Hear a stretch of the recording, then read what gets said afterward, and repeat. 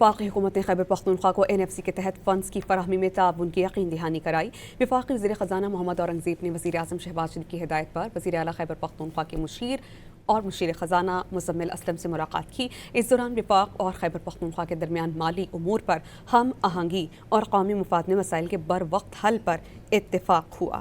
وفاقی حکومت نے خیبر پختونخوا کو NFC کے تحت فنڈز کی فراہمی میں تعاون کی یقین دہانی کرائی۔